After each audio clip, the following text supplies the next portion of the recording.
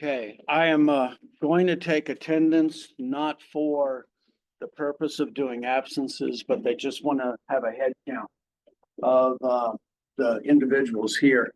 I will be doing Zoom meetings from now on, including recording the meetings. We'll get started into this real slow. The test is going to be on October 28th. For chapters 4 and 5, give yourself time to catch up with speed. The first position paper will be November 4th, I think, the first Tuesday we come back, okay? So I probably don't have to state that the university will do whatever it can to help you to get through the rest of this semester. I will do the same.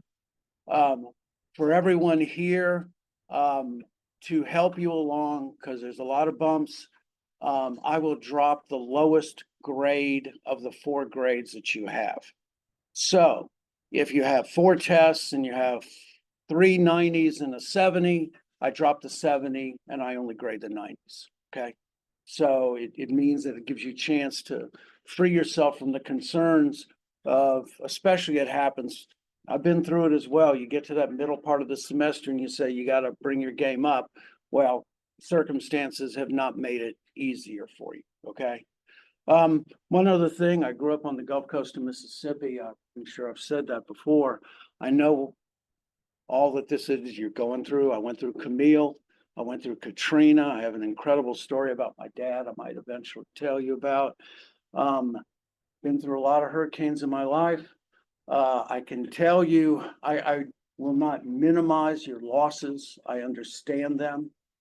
Believe me, I understand them within the depths of my soul. If there's anything I can do or the university can do to help you get through this, we'll get through it together, okay? So I hope and wish you the very best for the rest of the semester. All right, let's do a roll call. Corey Adams. Lulu Ambrose. Jack Anderson. Ava Brooms. Liberty Cochran. I'm sorry. Okay. CJ Cook. Nolan Krotz. Christy Griffin.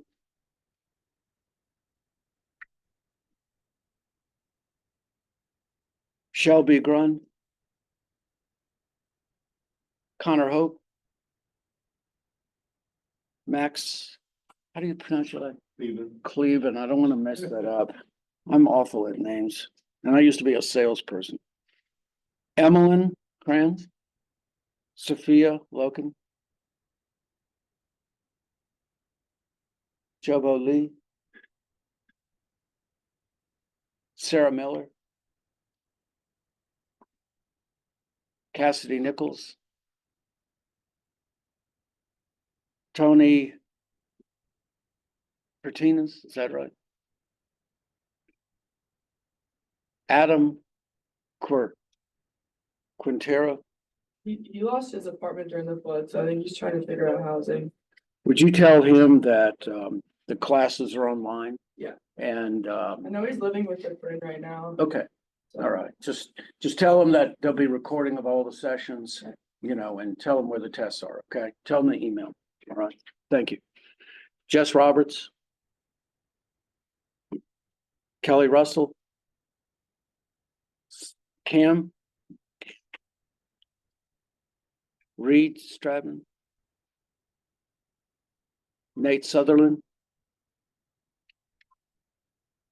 Drake Wagner. Carly Wall. Zane Lott. Sophie Williams. Whitney Wood. Chris Wooten. I'm sorry. Okay. And Josh Wooten. Is there anybody I didn't call? All right. Awesome. I'm very impressed. It's a pretty good sized group. Okay. So chapter 4. Yes, I'm sorry. You said the exam is now on the 28th. The 20th is a Monday. Oh, pardon me, Okay, 29. okay, My bad. just wanted to make sure. Thank you. Let me make a note of that. That's right. That's right, because the 31st is Halloween and I said I would not do that. Okay. Besides, I'm directing a play on the 31st. Anyway, thank you for saying that. So chapter 4 is online as well. And chapter 4, we're starting through the decision-making process when you're designing channels. Chapter 4 is about the question, make or buy. Okay. Chapter 4 considers whether it is advantageous for you as a corporation to make the goods yourself versus buying the goods from someone else and sticking your brand or your logo on it. We talked about that. You can go look it up. The chapters, basically, most of the reason why is you start with the buy decision because other people can make those goods more efficiently than you can. The make decision is especially when you have unique, idiosyncratic kinds of specialties in your company that can't easily be put into something else, and where control of the process from beginning all the way to the end is important. This chapter is on the other 3 decisions that you make when you're designing the channel structure. And so these are the 3 decisions besides make or buy that goes into creating your channels. The first is channel intensity.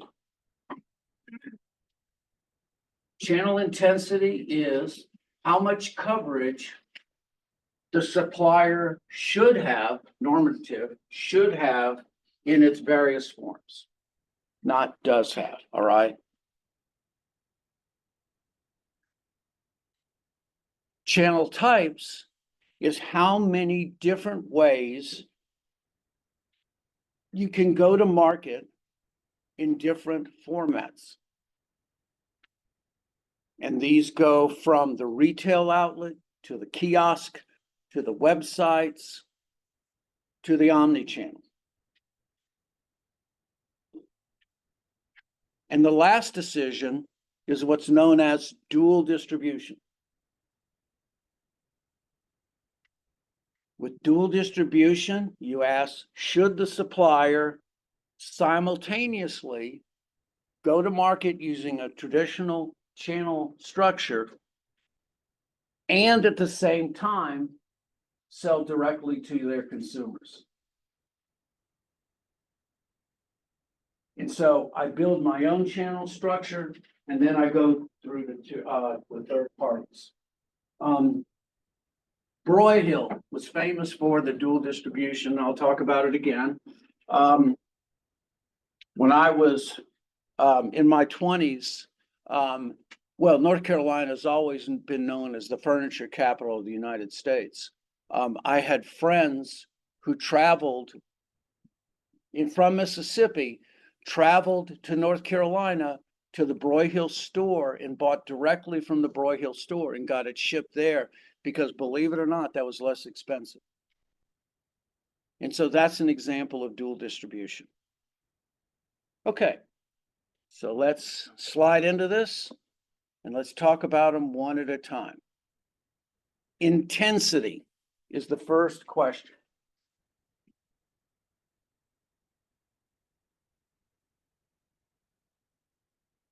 There is another inverse thought on intensity, and it's also selectivity. Because how intense the distribution you want is also about how selective you wish to be. And so intensity basically has 3 that's all we're going to care about, okay? And we'll talk about these one at a time. Intensive distribution is where a brand can be purchased from many outlets in a trading area. Many. It's important to understand, of course, the test is going to make a difference here between intensive distribution and saturation. Saturation means every possible outlet in a given trade area. Every possible outlet. Intensive distribution means that you can get them through convenience stores, you can get them in supermarkets, but saturation means practically everywhere that you would even think is inconceivable. Saturation generally is not the way to go. Because especially for the manufacturer, in a saturation and even in an intensive distribution experience, the manufacturer loses control of the product. They lose the ability to influence. Now, if it is one of those must-have products that it doesn't matter, well, then that's okay. However, there are those who only want one vendor in a given trading area, and that's known as exclusive distribution. Exclusive distribution are for those goods in which the manufacturer wants to be able to influence the downstream provider and have control of the brand through the entire process. Apple is one of those that comes to mind immediately. Apple has a two-function strategy, actually, because Apple has goods that you can buy in a Walmart, but they're only goods that you can buy either through an Apple store or through the universities.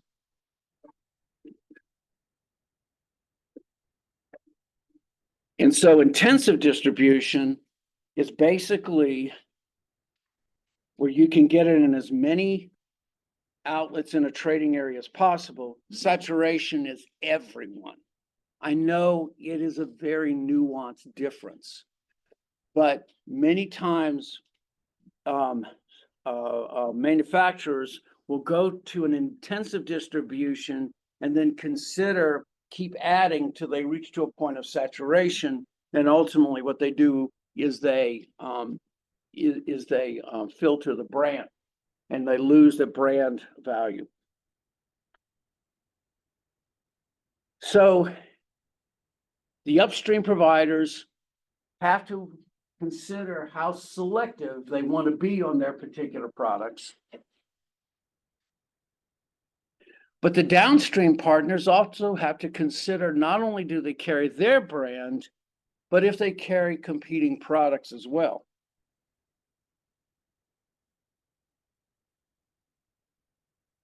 Just remember, strong channel members impose strong restrictions, especially on weak channel members. We'll talk about power later.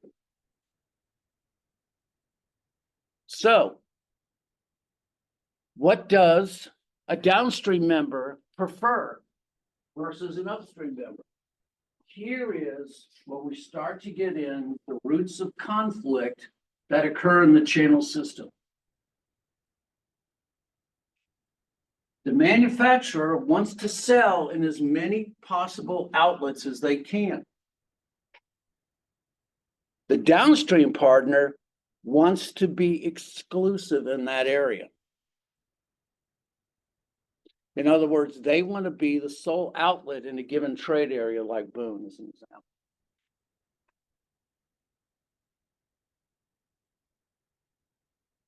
A lot of this especially has to do with price competition. And price competition works in two ways. There's what's called intra-brand competition. And this is where in a given trade area, 2 stores sell the same product.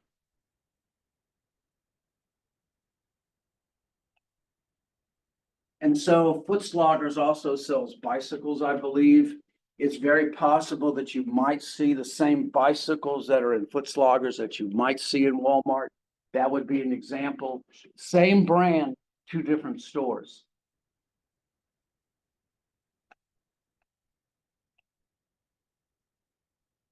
Inter-brand competition is competition that takes place among different brands in a product category in the same store.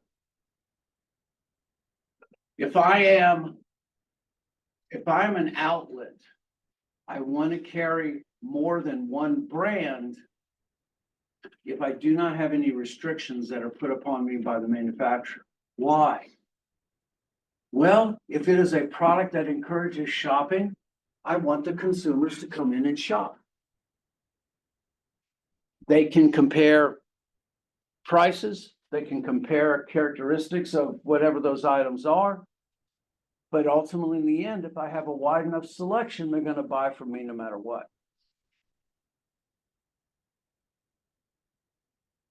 And so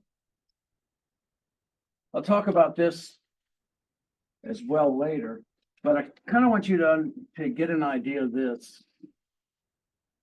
So the intermediaries and the consumers, because the consumers are part of the channel, because they perform channel functions. I want you to think about this. Now, the manufacturer wants to sell as many as possible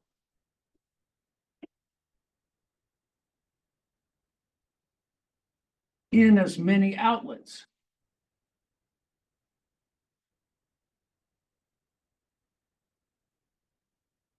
Possible. The intermediaries want to have exclusivity. What do the consumers want? The consumers want the exact same thing as the manufacturers. The consumers want to have it in as many outlets as they possibly can. For one main reason. What would be the main reason? Convenience. Yeah, that's the second. There's one other reason why I would look for the same brand and same product in as many outlets as possible. Price, that's exactly right. But convenience, absolutely. You know, finding it the closest place, because price and convenience work together. Absolutely. Okay. So we have the consumers and the manufacturers that are on the same page. The intermediaries are saying, well, hold on. How do you know that's the only one you want? Why don't you have a selection? We have the number one selection in this particular trade area. And so these are the roots of where conflict is. And this is also the kind of difficulties that they have when you're making decisions. Do I tick off my intermediaries if I sell to more than one group? And so this is the downstream member. Now, I can be so powerful a brand that it doesn't matter what my partners say. It doesn't matter, because they're going to buy them from me anyway. And so Coke doesn't have any promotional considerations of stocking them shelves versus Pepsi. Why? They're the number one brand. Stores can't stop selling Coke. They can't overcome the accounting losses that they would have if they had a weak brand. You have some alternatives. You can just stop, but who wants to do that except for universities? Because I can only buy a Pepsi product here. I feel like I'm smuggling my stuff into the black market and bringing my Coke in. Anyway, you can discontinue the entire product category, get out of Coke or get out of soft drinks, or you can try to convert those individuals to a new brand. Highly unlikely, especially people who are loyal. Okay. It is one of those difficulties, especially when power is so lopsided, but you know, that's business.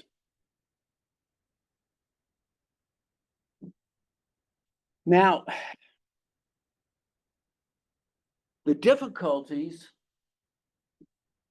with having more than one provider and having only a single provider is you have one difficulty that happens with the intermediaries, and then you have one difficulty that happens from the consumers. So I used to work at Con Appliances 40 years ago in Lafayette. Cons is going out of business, and sadly they're dragging Badcock with them. I'm just beside myself. Con Appliances did this. This is one of the reasons I left after 6 months after having one of the best checks I ever had. Cons kind of tweaked this a little bit. So they didn't do an entirely bait and switch, but this is what bait and switch is. So like on a Friday before the weekend, we'd all get together, we talk about this one product that we'd sell on a Saturday. Saturday was a big day to sell. I would have one product that would be sold below cost. Maybe a 12-inch television set at a ridiculous price. And I would have those items in stock. I would have at least 10 or 12 of them. But I knew without any shadow of a doubt they were going to sell out. So we advertised this 12-inch television set for some ridiculous price, like $60 or $70. Customers would come in the store. We'd sell those out before noontime, and that was the bait. And then we persuade end users to buy another brand in which we would earn a higher profit. The reason why is that stores earn more margins on lesser known brands. And so, well, I might have a Mitsubishi Diamond Vision television, a 19-inch one, which I dropped the price to something under $300, which is absurd.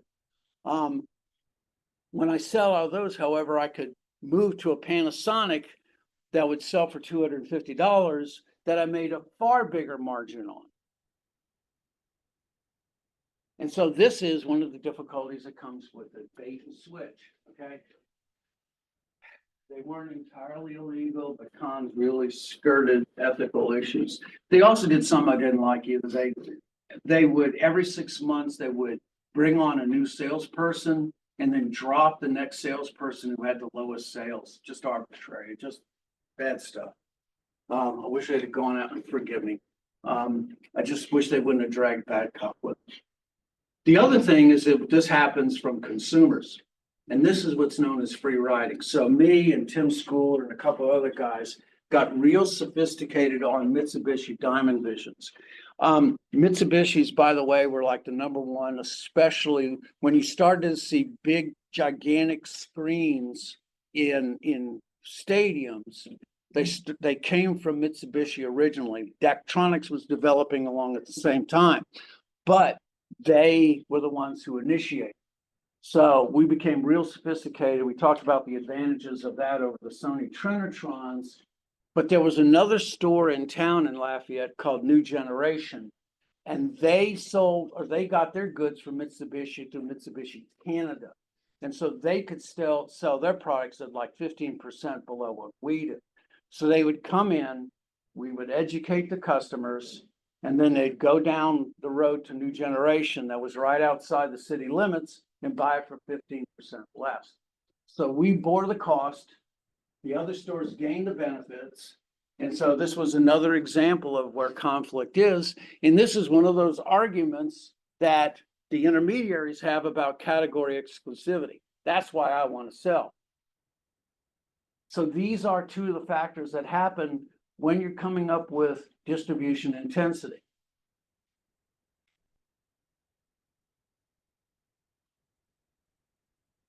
So Royal Canin, I don't know if you know this. This is a product that is pet food for dogs and cats. They made a choice. They're only sold through pet stores and garden stores, and it is an enormous advantage to them because Royal Canin can control the product and influence it greater when it comes to its advertising and training and all of those things down the street that they couldn't do if they were sold perhaps in a Walmart. That's the greatest advantage, their ability to influence.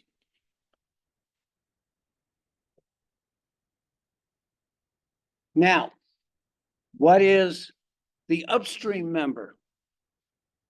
on intensive distribution. I want to get more outlets to cover my offerings.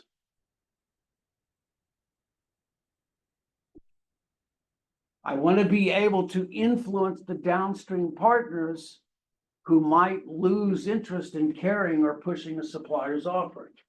The more selective I am, the more ability I have to use these 4 options when it comes to controlling my product through the stream.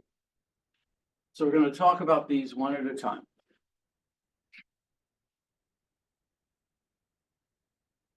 Contract says that I have certain standards of conduct that is expected of the salespeople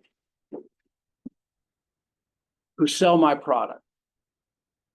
I will talk about steel tools a lot. I think steel tools is one of the best when it comes to channel decisions. Steel tools are only sold through independent dealerships. They're not sold in big box stores. They're not sold in home improvement stores, although they say home improvement, they don't call them hardware stores. But they're all independent dealers. So of the 22,000 independent hardware dealers in the United States, steel sells through 15,000 of them.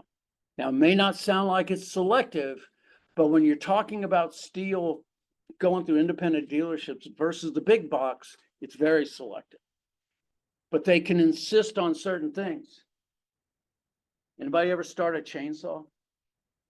Scary as hell, isn't it? I mean, which end do you point? I mean, that's one of the things I worry about. Okay, so You're supposed to hit the ground, put it on it, pull like that. That way it doesn't cut you up. that's the way. Yeah, you're not supposed to do it like this, right? Yeah. Yes. Welcome to the hospital. Anyway, steel will not let you get out of the door if you buy from Steel Tools without putting the chainsaw together yourself, unless they know you. They will make sure it runs, and they will make sure you won't cut your arm off in using it, okay? That's one of the things that contractually steel can do that a big box store will say, here's your chainsaw, good luck. Hope you have all your toes. So that's what contractually mean. Steel also requires you to have at least 2 mechanics that are licensed to be able to work on their products. Steel, in return, will foot up to 30% of the bill that it costs to build on to your store. I mean, that's an enormous investment. Think about that. Very, very unique. So contractually, I can make my employees, or I can contractually require the employees that sell my product to maintain a certain standard. The other is that it increases my brand equity. If I have greater control over the product, then my product does not suffer in the mind of the consumer. As a matter of fact, it enhances and grows.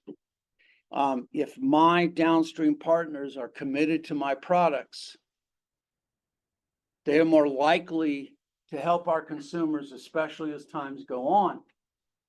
So Sony is an example of a brand equity. They offer their goods through many channels, but it can be very costly as well. And then, of course, there's the unavoidable temptation to produce as many as you possibly can. So during the 90s, Barbie went from like 90 models to 450. They created a market saturation. The price dove, and it's taken a movie to bring Barbie back to where it is now. And so, pull strategy.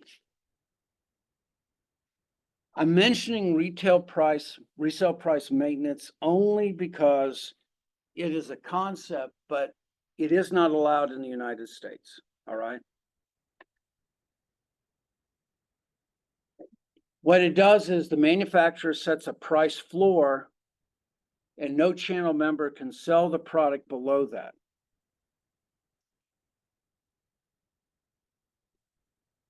The advantage is that it gives everybody an acceptable margin. the difficulty is that there's not very many ways in which you can create a discount or use it for sales promotions.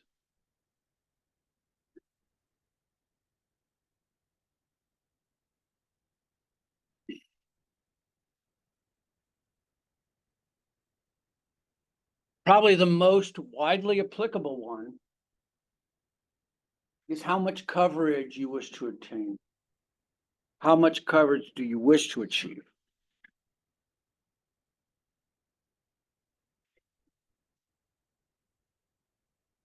Realize that downstream partners are not going to be too happy with saturation because, as I've said before, as pointed out, with as many outlets as possible, you will shop for price.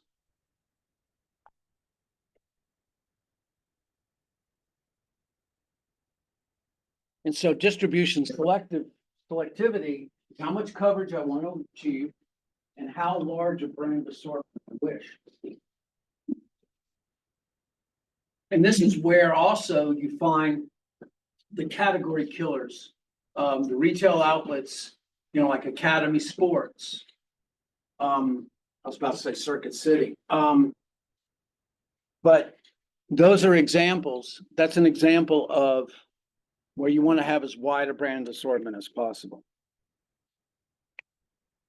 You have to be very careful in your market coverage.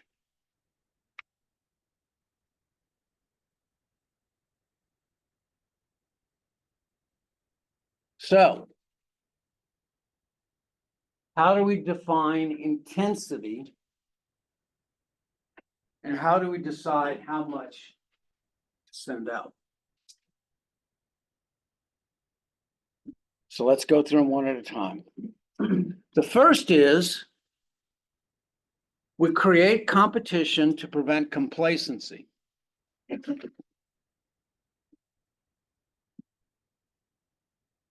If I give only one downstream partner those goods in a given trade area, I grant them enormous power.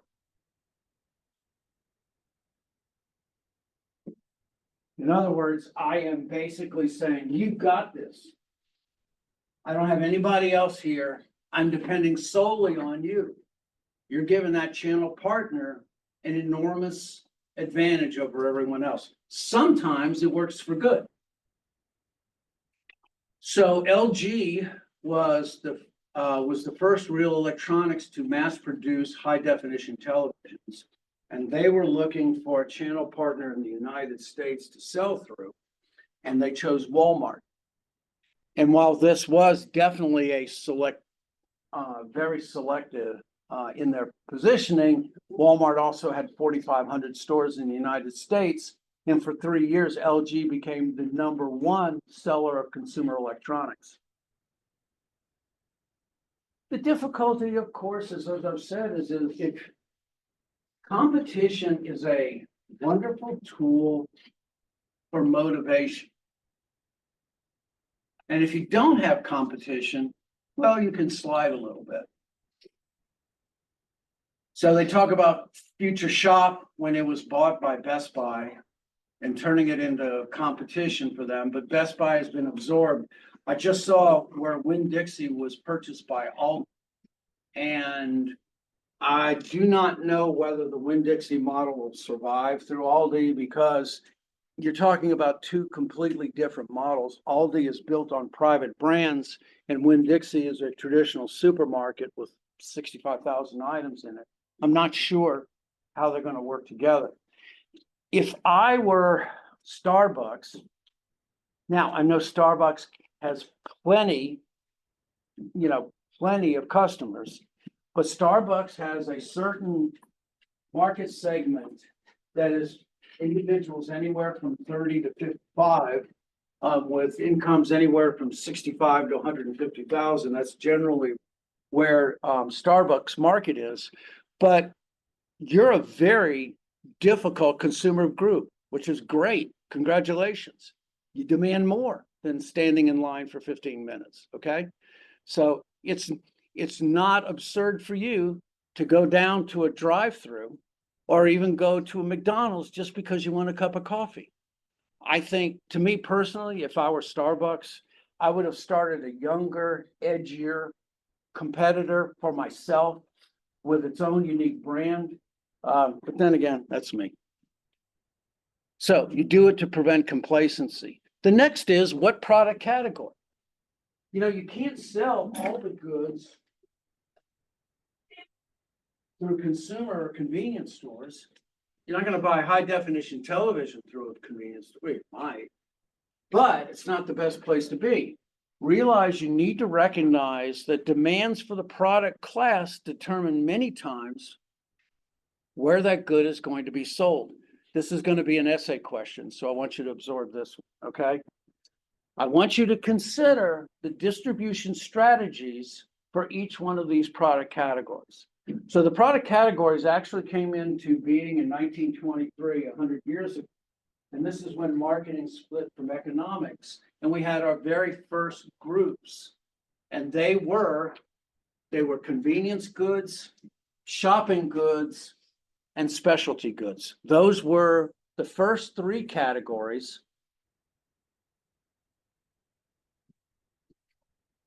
that came up. And in the 70s, we had another one called unsought goods. And unsought goods are those that consumers do not necessarily go out and bargain with, but are absolutely important for them in order to have insurance, burial. I'll tell you a story. Anyway, convenience items should be distributed intensively.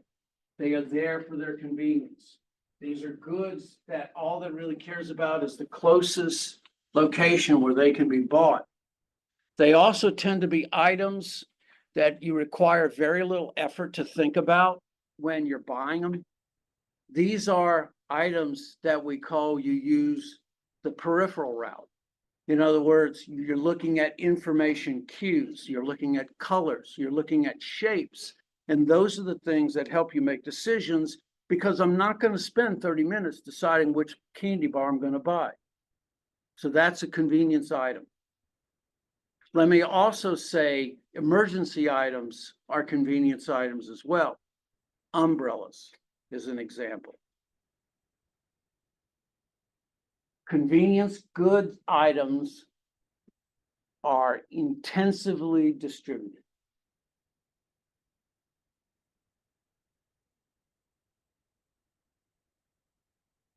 There are some brands that encourage comparisons with others. And as a matter of fact, you sell more of those items if the consumer has a chance to compare them. Those are what are known as shopping goods. And so shopping goods, if you think about it, when you go into Walmart, you go into the TV aisles or the electronic aisles, you'll see a half dozen, maybe even a dozen brands there. And they are there to encourage comparison, because quite simply, whether you buy one versus the other, you're going to get one from Walmart. So when I bought my 75-inch television, the one thing I did was I went to Walmart to go look, to actually see what they look like. The QLED, OLED, the Sony's, all the other brands that are in there. Shopping encourages this, and this is another reason why retail as a concept probably will never go out, because we have, as people, we have this visceral need to touch, all right? We need to see the items that we're actually buying, especially when those items encourage much more risk, and risk is also tied up into money. So those reasons encourage us to go seek out those items. And so shopping goods tend to be selective. They tend to be in stores where other shopping goods are. It's not an accident, by the way, that automobile dealerships are generally in the same area. I mean, one of the reasons why, of course, is that, cities generally create opportunity zones for them to be in certain locations. And they encourage them with tax breaks and those kind of things, but they don't have to. All right, I've seen them scattered all over. But generally, it's interesting because you'll see one automobile dealership move like in a certain section and everybody moves up there at the same time. It's because it encourages it and they want you to. So shopping goods tend to be selective. Specialty goods, unique goods that consumers will go out of their way to find,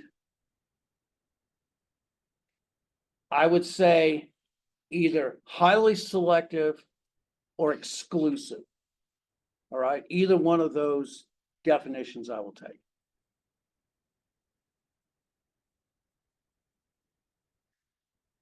These also tend to be one that require specialists to be able to both sell and to install. So they use home cinema systems, production equipment.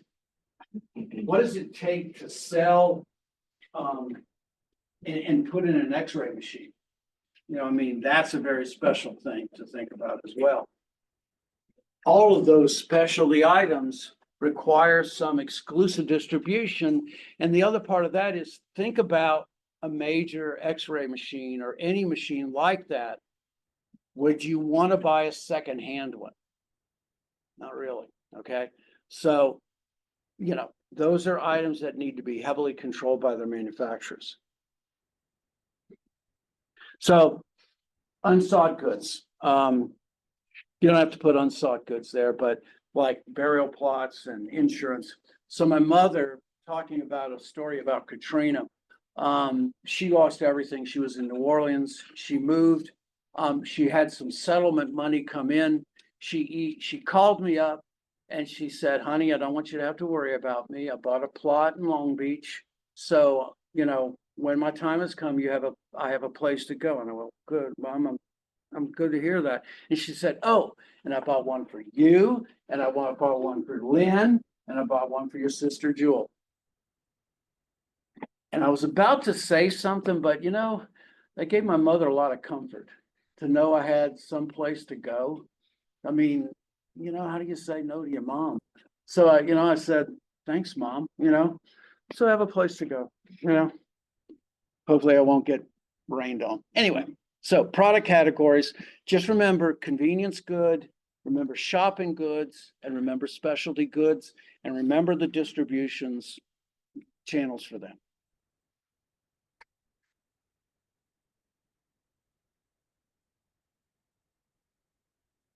Premium or niche positioning. This also has to go in with exclusive goods. But what you want to do is you want to signal the unique qualities about these particular items. And because of these unique qualities, they demand a premium price.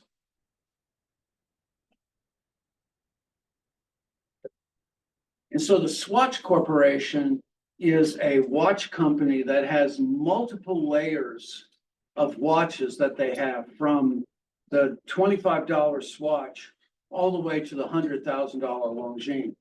And these particular items, especially well, the high-end ones, are usually only sold through company stores that you find generally like in between airports, or you'll find them in specialty stores in major metropolitan areas, New York, St. Louis, and that, for several reasons.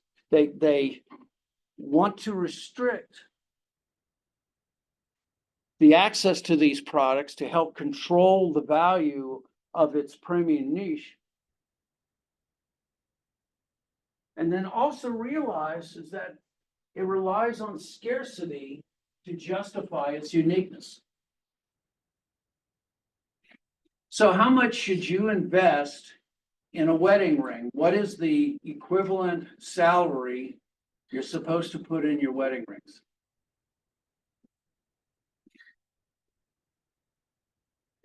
When I was 20, it was 4 weeks. It's 3 months now. I mean, yeah. You know who came up with this calculation, by the way? Yeah, the Diamond Company, yes.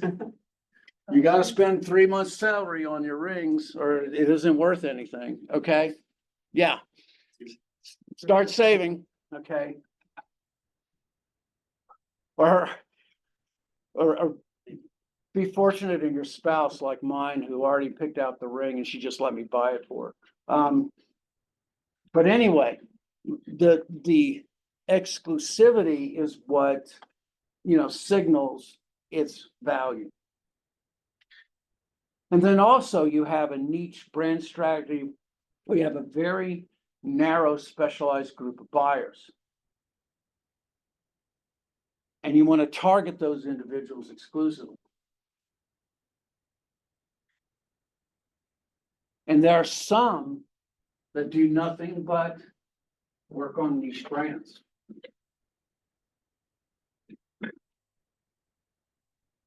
And so you want to signal that this particular item is special and exclusive, and that's why you do exclusive distribution.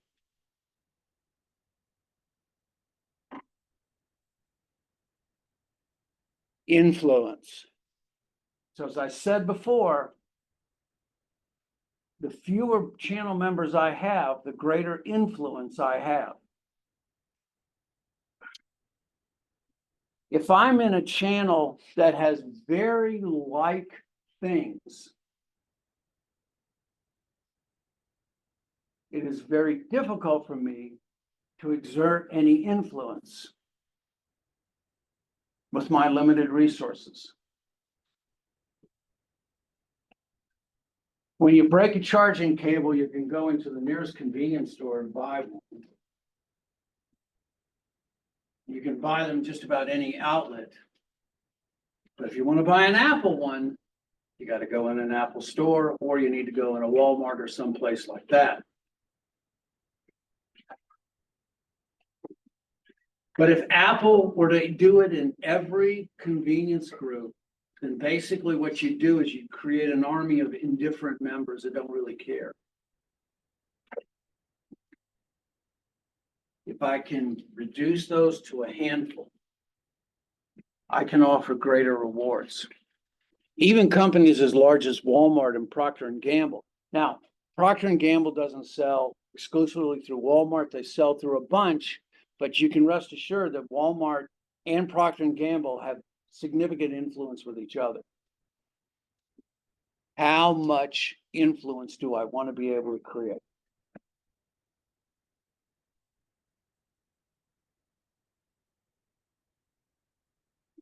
I'll do one more and I'm running out of voice. So,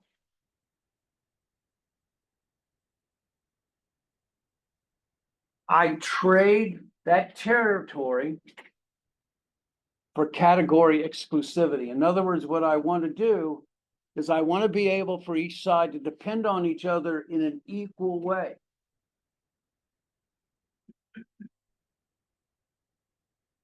I say to them, all right, you can distribute my good in your particular territory, but I don't want you to sell anything else in that particular category. That's an example what Steel Tools does. Now, not every steel tool distributor is an exclusive dealer, which means they only sell steel tools. However, the advantages are so good that 2/3 of the independent dealers who sell steel only sell steel. That's a pretty amazing thing. So out of the 15,000 dealerships that sell steel, 10,000 of them only sell steel. But here's the thing, they make it worth your while. I saw where True Value is is going out of business, and it kind of makes me sad. They've been around for a long time. Interestingly, so 90% of all restaurants fail within 3 years, but 60% of all hardware stores succeed. Hardware stores generally have a longer shelf life. But what steel does is they invest in your corporation in a much deeper way. And by that, I mean in terms of money as well. Steel will not sell any of its tools online. If you go online to Steel, and if you want to purchase something, they might take the order there. I heard them talking about this, but you'll have to go to the dealership for it to get. And so you do these things to balance dependence. You want one side to depend on the other side in a mutual way, but it needs to be a mutually satisfying way. It isn't a coercion, it is a partnership, and that's the best of all the worlds. All right, I think I'm done for the day. I will start posting the videos online. So I will see you Tuesday and I don't know if we'll wind up chapter 5. We'll see. Have a good weekend, folks.